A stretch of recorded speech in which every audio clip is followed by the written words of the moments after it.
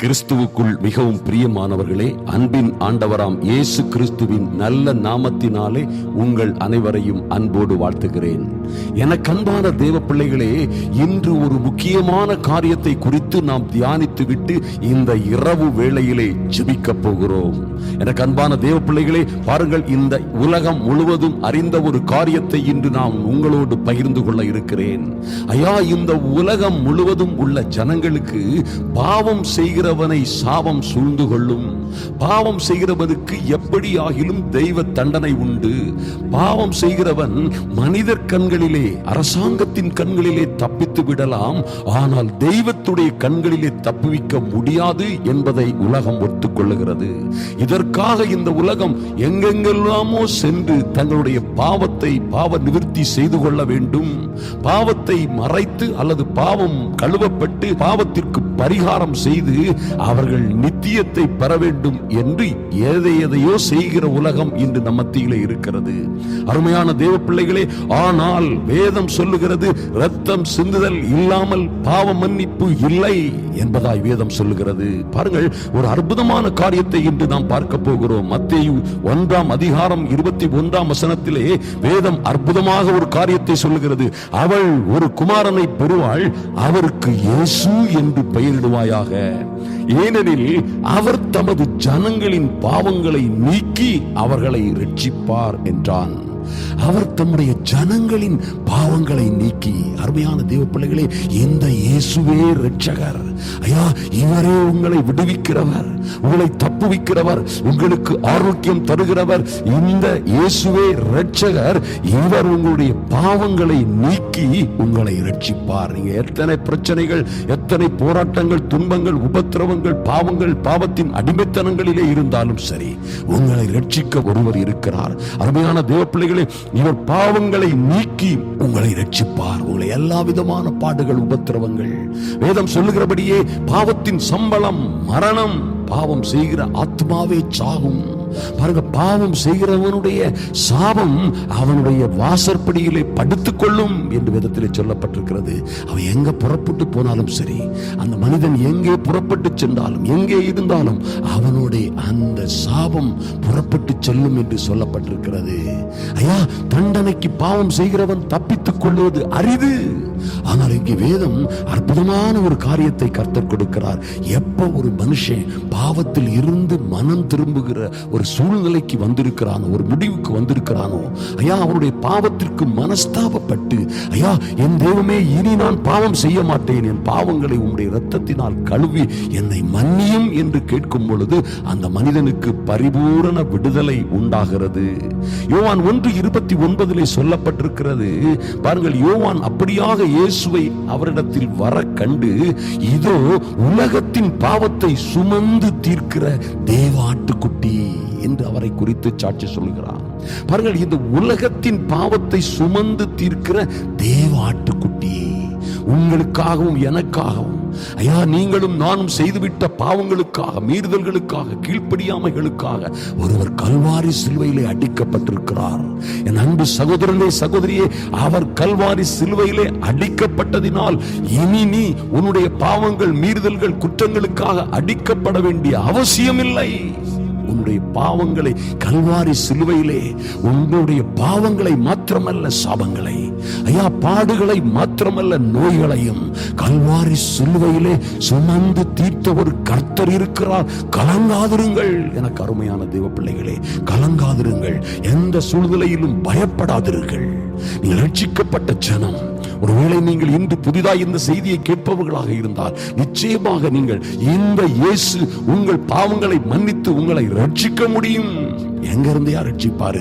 எல்லா பாடுகள், உபத்திரவங்கள், பாவங்கள், சாபங்கள், எல்லா மந்திரம், மாந்திரீகம், பில்லிசூனிய கட்டுகள் எல்லாவற்றிலும் இருந்து உங்களை ரட்சிப்பதற்காக அவர் உங்கள் பாவங்களை பாவங்களை கழுவி உங்கள் பாவங்களை போக்கி உங்கள் அதனால் வருகிற சாபங்களில் இருந்து விடுதலை தர இந்த இயேசு உண்மையும் வல்லமையும் நீதியும் பரிசுத்தம் உள்ளவராய் இருக்கிறார். எனக்கு அருமையான தேவ பிள்ளைகளே, ஆதலினால் எந்த காரியத்தை குறித்து நீங்கள் பயப்பட வேண்டிய அவசியம் இல்லை. பிரச்சனைகள் வரலாம், சோர்வுகள் வரலாம், எத்தனையோ ஆபத்துகள் வரலாம். எல்லாவற்றிலும் இருந்து இந்த இயேசு உங்களை விடுவிப்பார். இந்த இயேசு உங்களுக்கு சுகம் தருவார். இந்த இயேசு உங்களை ரட்சிப்பார், உங்களுக்கு ஆரோக்கியம் தருவார், உங்களை கைவிடவே மாட்டார். எனக்கு அருமையான தேவ பிள்ளைகளே, இந்த இயேசுவை பிடித்துக் கொள்ளுங்கள். இந்த இயேசு உங்களுக்கு விடுதலை தருகிறவர். இந்த இயேசு உங்களுக்கு எல்லா பிரச்சனைகளையும், எல்லா துக்கங்கள், துயரங்கள், எல்லா விதமான ஆபத்துகளிலும் இருந்து உங்களை விடுவிக்க சக்தி உள்ளவர் என்பதை மறந்து விடாதிருங்கள். வேதம் சொல்லுகிறது, யோபு 9ஆம் அதிகாரம் 10ஆம் வசனத்திலே, அவர் எண்ணி முடியாத அதிசயங்களையும் ஆராய்ந்து முடியாத பெரிய காரியங்களையும் செய்கிறவர் என்பதை வேதத்தில் சொல்லி இருக்கிற காரியத்தை மறந்து விடாதிருங்கள். எத்தனை ஆபத்தில் இருந்தாலும் சரி, எத்தனை குழப்பங்கள், வேதனைகள், துன்பத்தில், எத்தனை ஆரோக்கிய கேடுகளில், வியாதிகளில், நோய்களிலே அகப்பட்டிருந்தாலும் சரி, எத்தனையோ பிரச்சனைகள், கடன் பிரச்சனை, பைனான்ஸ் பிரச்சனைகள், எத்தனையோ கட்டவே முடியாத கடன்கள், மீளவே முடியாத உபத்திரவங்களிலே நீங்கள் இருந்தாலும் சரி, எனக்கு அன்பான தேவ பிள்ளைகளே, உங்கள் பாவங்களை கழுவ, உங்கள் பாவங்களை கழுவ திறமை உள்ளவர். உங்கள் பாவங்களை கழுவி உங்களை ரட்சிக்க வல்லமை உள்ளவராயிருக்கிறார். இந்த இயேசு உங்களை கைவிடவே மாட்டார். இந்த இயேசு உங்களை விட்டு விலகவே மாட்டார். எனக்கு அருமையான தேவ பிள்ளைகளே, வேதம் இப்படியாக சொல்லுகிறது, ஆபத்து காலத்தில் என்னை நோக்கி கூப்பிடு. என் அன்பு சகோதரனே, சகோதரியே, ஆபத்து காலத்தில் இந்த உலகம் உங்களை கைவிடலாம், உங்கள் உற்றார் உறவினர்கள் கைவிடலாம், உங்களை கரம் பிடித்தவர்கள் கைவிடலாம், உங்களோடு இருப்பேன், உங்களை விட்டு பிரியாதிருப்பேன் என்று சொன்னவர்கள் ஒருவேளை பிரிந்து போயிருக்கலாம். ஆனால் இந்த அற்புதமான தெய்வம், சொன்ன சொல்லை காப்பாற்றுகிற அற்புதமான தெய்வம் சொல்லுகிறார், ஆபத்து காலத்தில் என்னை நோக்கி கூப்பிடு, அப்பொழுது நீ அறியாததும் நீ எட்டாததுமான பெரிய காரியங்களை நான் உனக்கு அறிவிப்பேன் என்று சொல்லுகிற கர்த்தர். எத்தனையோ பிரச்சனைகள், பாடுகள், துன்பங்கள், உபத்திரவங்களிலே வாழ்ந்து கொண்டிருக்கிற உங்களுக்கு இந்த ஆபத்து காலத்திலே ஒரு அற்புதமான காரியங்களை அவரே கற்றுத்தர முடியும். எப்படி இந்த ஆபத்துகள் இருந்து, இந்த ஆபத்துகள், சிக்கல்கள், உபத்திரவங்கள், தவிப்பு, சஞ்சலங்களில் இருந்து நீ தப்பித்துக் கொள்ள முடியும்? எப்படி நீ இந்த காரியங்களிலே இருந்து பொருளாதார பிரச்சனைகள், குடும்ப பிரச்சனைகள், பிள்ளைகளுடைய வாழ்க்கையிலே இருக்கிற குழப்பங்கள் எல்லாவற்றிலும் இருந்து தப்பித்து செல்லுகிற வழியை கற்றுத்தருகிற ஒரு அற்புதமான ஆண்டவர் இருக்கிறார். அவரே ஞானத்தின் கடவுள், அவரே God of wisdom. அருமையான தேவ பிள்ளைகளே, அவர் உங்களை விடுவிப்பார், உங்களை கைவிடவே மாட்டார். உங்கள் எல்லா உபத்திரவங்கள், பாடுகள், எல்லா விதமான சிக்கல்களிலும் இருந்து உங்களை விடுவித்து கனப்படுத்துவார். இன்னும் ஒரு வேதத்திலே சொல்லப்பட்டிருக்கிறது, இன்னும் ஒரு பகுதியிலே சொல்லப்பட்டிருக்கிறது, ஆபத்து காலத்தில் என்னை நோக்கி கூப்பிடுங்கள், அப்பொழுது நான் ஆபத்தில் நீங்கள் கூப்பிடுகிற வேண்டுதலின் சத்தத்திற்கு செவி கொடுத்து ஆபத்தில் நானே உங்களோடு இருந்து, இந்த கர்த்தரே சொல்லுகிறார், நானே உங்களோடு இருந்து உன்னை தப்புவித்து கனப்படுத்துவேன் என்று சொல்லுகிற நல்ல கர்த்தர் இருக்கிறார். ஆதலினால் என் அன்பு சகோதர சகோதரிகளே, எதை குறித்தும் கவலைப்படாதிருங்கள். எத்தனை பிரச்சனை இருந்தாலும் சரி, எத்தனை குழப்பங்கள், எத்தனை போராட்டங்கள் வாழ்க்கையிலே இருந்தாலும் கவலைப்படாதிருங்கள், கவலைப்படாதிருங்கள். வருத்தப்பட்டு பாரம் சுமக்கிறவர்களே, நீங்கள் எல்லோரும் என்னிடத்தில் வாருங்கள். நீங்களே சுமந்து பாடுகளை, துக்கங்களை, வியாதியை, கஷ்டத்தை சுமந்து அழுத்து போகாதிருங்கள், அழிந்து போகாதிருங்கள். நீங்கள் எல்லோரும் என்னிடத்தில் வாருங்கள், நான் உங்களுக்கு இளைப்பாறுதல் தருவேன் என்று சொன்னவர் இந்த அன்பின் ஆண்டவர் உங்களை அழைக்கிறார். இன்று இரவு எனக்கு அருமையான தேவ பிள்ளைகளே, கர்த்தரோடு மனம் பொருந்துங்கள். ஒருவேளை கெட்ட குமாரனை போல எங்கோ தூரமாய் இருக்கிறேன், என் வாழ்க்கை சீரழிந்து போய்விட்டது, நான் செய்த தவறுகள், என்னுடைய கீழ்ப்படியாமைகள், பெரியவர் சொல் கேட்காதபடி, முதியவர் சொல் கேட்காதபடி, என் போதகருடைய சொல்லை கேளாதபடி நான் தூரமாய் போய்விட்டேன், என் வாழ்க்கை நிலைகுலைந்து போய்விட்டது என்று நீங்கள் ஒருவேளை சொல்லலாம். என் அன்பு சகோதர சகோதரிகளே, என் அன்பு தேவ பிள்ளைகளே, நீங்கள் ஒருவேளை ஒருவேளை அப்படி சொல்லலாம், இன்று இந்த இயேசு உங்களை அழைக்கிறார்.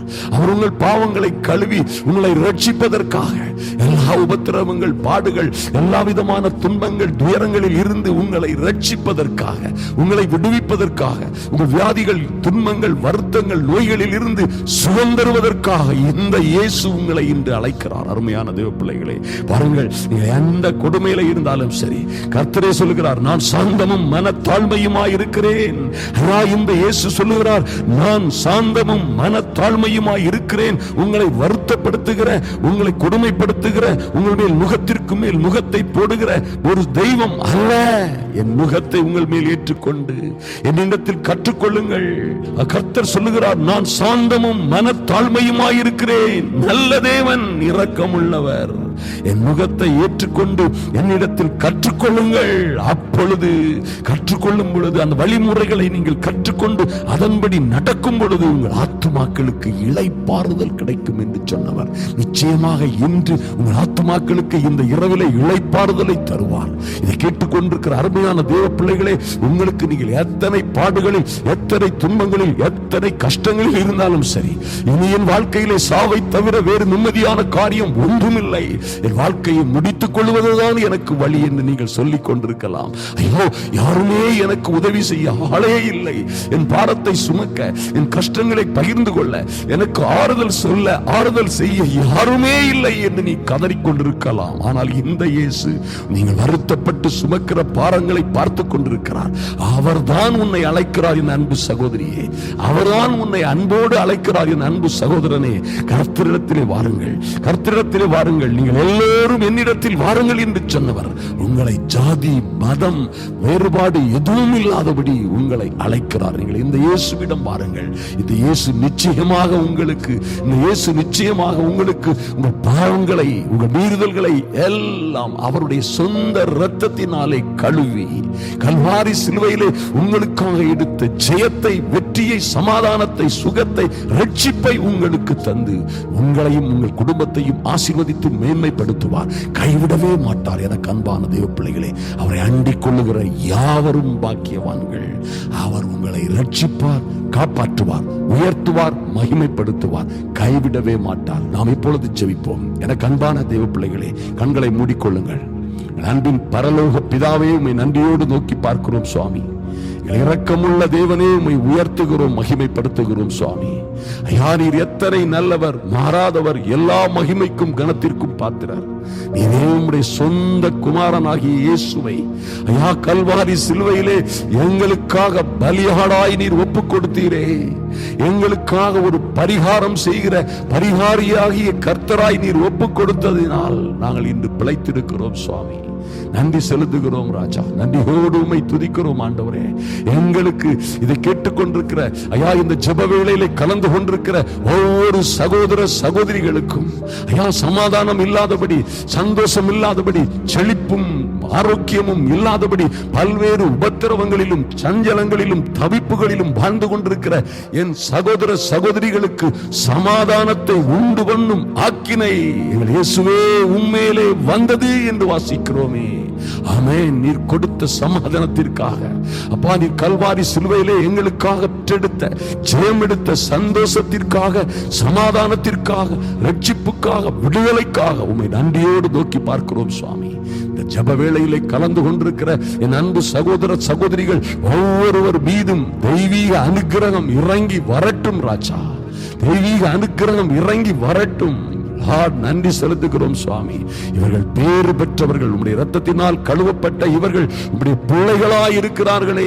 சர்வ வல்லமை உள்ள தேவனுடைய ஐயா, வானத்திலும் பூமியிலும் சகல அதிகாரமும் கொடுக்கப்பட்டிருக்கிற உமக்கே இவர்கள் புத்திரர் புத்திரிகளாய் இருக்கிற கிருபைக்காக நன்றி செலுத்துகிறோம் சுவாமி. உம்முடைய பிள்ளைகளை நீர் கைவிடுகிறதே இல்லை ஐயா. உம்மை நோக்கி பார்த்த எவரும் வெட்கப்பட்டு போனதில்லை என்று வாசிக்கிறோமே.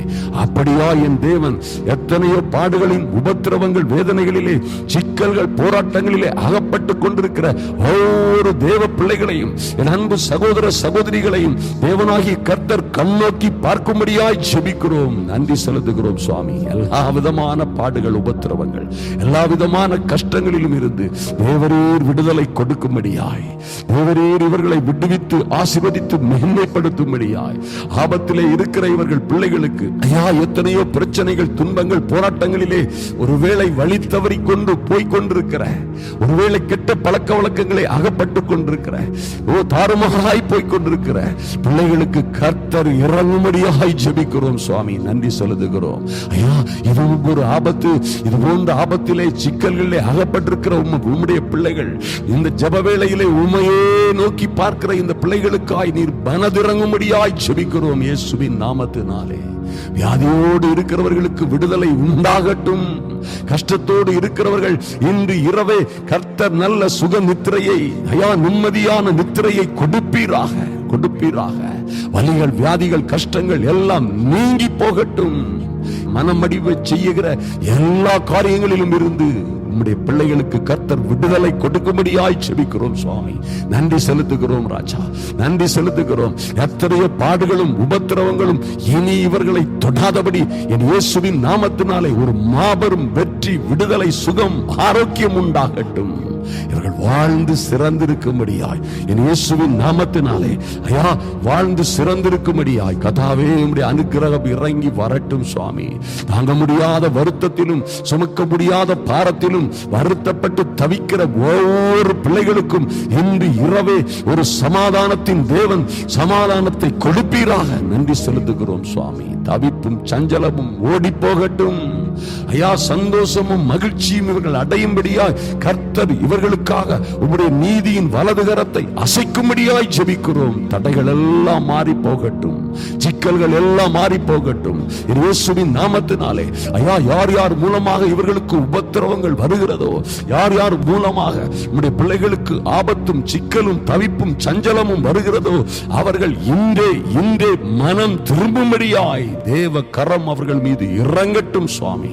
நன்றி செலுத்துகிறோம். உம்முடைய பிள்ளைகளை உபத்திரவப்படுத்துகிற ஐயா, உம்முடைய பிள்ளைகளை தத்தளிக்க செய்கிற, சஞ்சலப்படுத்துகிற யாவர் மீதும் உம்முடைய பலத்த கரம் இறங்கி வரும்படியாய் mighty name of Jesus நீர் தொடும்படியாய் ஜெபிக்கிறோம் சுவாமி. அவர்கள் மனம் திரும்பி கிறிஸ்துவை ஏற்றுக்கொண்டு உம்முடைய பிள்ளைகளோடு சமாதானமாய் இருக்கவும், அவர்களுக்கு வழிவிடவும், அவர்களை ஆசீர்வதிக்கவும், அவர்களுக்கு செய்ய வேண்டியவற்றை செய்யவும் ஓ தேவனாகிய கர்த்தர் உம்முடைய பிள்ளைகளுக்காக எழுந்தருளுவீராக. நன்றி செலுத்துகிறோம். உம்முடைய மகிமையின் கரம் கூட இருக்கட்டும். கர்த்தர் தாமே இவர்களை பலப்படுத்தி பாதுகாத்து என் தேவனாகிய கர்த்தர் இவர்களை மேன்மைப்படுத்துவீராக. நன்றி செலுத்துகிறோம் சுவாமி. உம்முடைய கிருபை கூட இருக்கட்டும். எல்லா பாவ சாப ரோகங்களிலும் இருந்து நீர் கொடுக்கிற விடுதலைக்காக நன்றி செலுத்துகிறோம் ஐயா. இனி கவலை இல்லை, இனி கண்ணீர் இல்லை, இனி என் சகோதர சகோதரிகளுக்கு துன்பம் இல்லை, துயரம் இல்லை. நீர் ஜெயம் எடுத்தீர் கல்வாரி சிலுவையிலே. எங்கள் பாவங்களை ஐயா, எங்களுடைய வேதனைகள், எங்கள் பாவத்தின் மீறுதல்கள், அதனால் வந்த சாபங்கள், ரோகங்கள் எல்லாவற்றையும் கல்வாரி சிலுவையிலே சுமந்து தீர்த்தீரே. பிள்ளைகளுக்கு அதனால் விடுதலை, சுகம், ஆரோக்கியம் உண்டாகட்டும். இவர்கள் வாழ்ந்து சிறந்திருக்கும்படியாய் இயேசு கிறிஸ்துவின் நல்ல நாமத்தினாலே ஜெபிக்கிறேன் எங்கள் அன்பின் பரலோக பிதாவே. ஆமேன், ஆமேன். எனக்கு அன்பான தேவ பிள்ளைகளே, கர்த்தரால் ரட்சிக்கப்பட்ட ஜனம் நீங்கள் பேறு பெற்றவர்கள், பாக்கியசாலிகள். உங்களுக்காக கர்த்தர் கல்வாரி சிலுவையிலே மரித்தாரே, அந்த இயேசு அவர் சுதந்தரித்த எல்லா ஆசீர்வாதங்களையும் உங்களுக்காக வைத்திருக்கிறார். சுதந்தரித்துக் கொள்ளுங்கள். ஆசீர்வாதமாய் இருப்பீர்கள், வாழ்ந்து சிறந்திருப்பீர்கள். நன்மையும் கிருபையும் உங்களை தொடரும். உங்கள் குடும்பம் ஆசீர்வதிக்கப்பட்டதாய் வாழும். அன்பின் ஆண்டவராம் இயேசு கிறிஸ்துவின் நல்ல நாமத்தினாலே உங்கள் அனைவரையும் அன்போடு வாழ்த்துகிறேன்.